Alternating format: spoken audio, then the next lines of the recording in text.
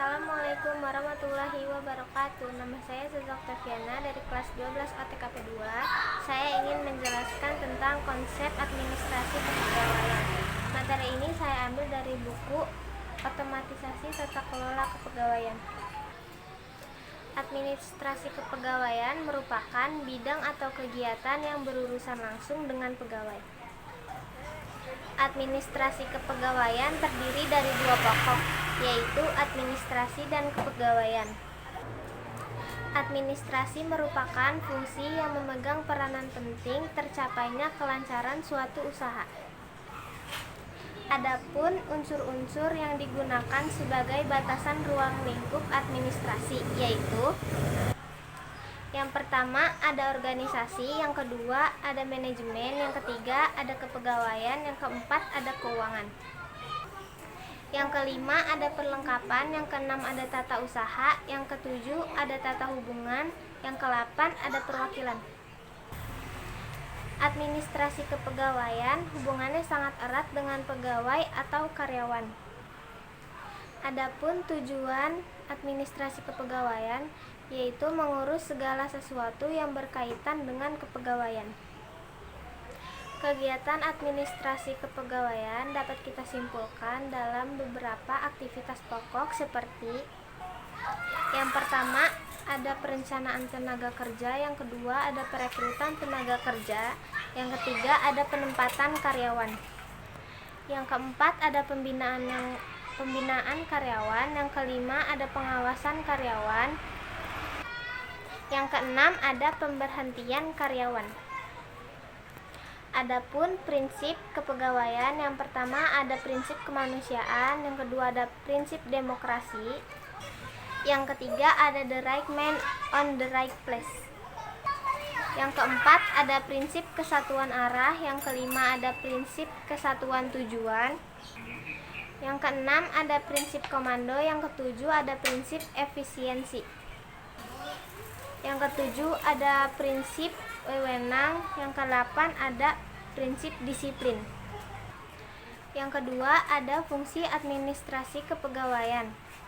Yang A ada fungsi manajerial. Fungsi manajerial adalah fungsi yang berkaitan dengan tugas-tugas yang menggunakan daya pikir. Tugas-tugas yang dimaksud itu adalah perencanaan pegawai, yang kedua ada pengarahan pegawai, yang ketiga ada pengorganisasian pegawai, yang kedua ada fungsi operatif. Di fungsi operatif ini ada pengembangan pegawai dan ada pengadaan pegawai. Ada pemeliharaan, ada pemberhentian. Materi selanjutnya ada regulasi kepegawaian. Regulasi pegawaian adalah peraturan tertulis merupakan peraturan tertulis yang memuat tugas-tugas yang mengikat secara umum baik untuk karyawan dan pegawai. Peraturan kepegawaian secara umum mengacu pada Undang-Undang Nomor 13 Tahun 2003 tentang Ketenaga Kerjaan, atau lebih dikenal juga tentang UU Naker. Berikut ini adalah fungsi dari regulasi kepegawaian. Yang pertama ada regulasi kepegawaian menjamin tentang ketenaga kerjaan. Regulasi kepegawaian menjaga hak dan kewajiban.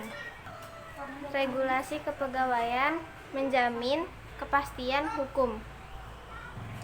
Ada juga jenis-jenis jaminan ketenaga kerjaan.